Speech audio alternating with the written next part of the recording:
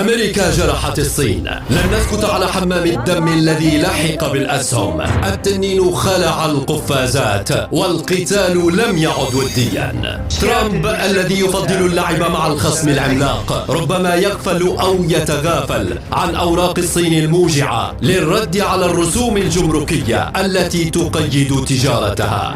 الرسوم بالرسوم ليست الضربة المتوقعة تحت الحزام، فالانتقام يكمن في منع إكسير الحياة عن مستقبل أمريكا في الصناعات الكبرى والذكاء الاصطناعي والطائرات الحربية وصناعة الفضاء والتكنولوجيا الفائقة وأشباه الموصلات. 90% من معادن العالم النادرة في قبضة الصين، وتعويضها قد يتطلب سنوات وسنوات، ما يخلق فجوة زمنية بين أمريكا والمستقبل الصناعي الخارق الذي يضمن استمرار هيبتها وهيمنتها.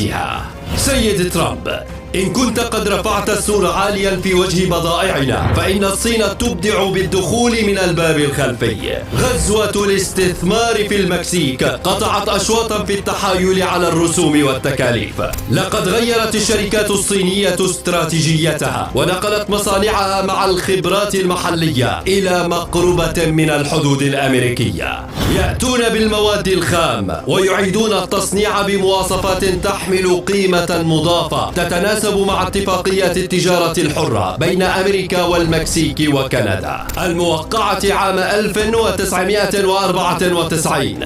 وكل ما تقوم به الشركات الصينية هو تغيير جنسية بضائعها بشكل قانوني تام، فتسقط عنها عبارة صنع في الصين لتصدرها المكسيك كسلع صنعت على أراضيها. وأي إجراء ضد المكسيك سيلحق الضرر بحلفاء واشنطن تجاريا وليس الصين وحدها.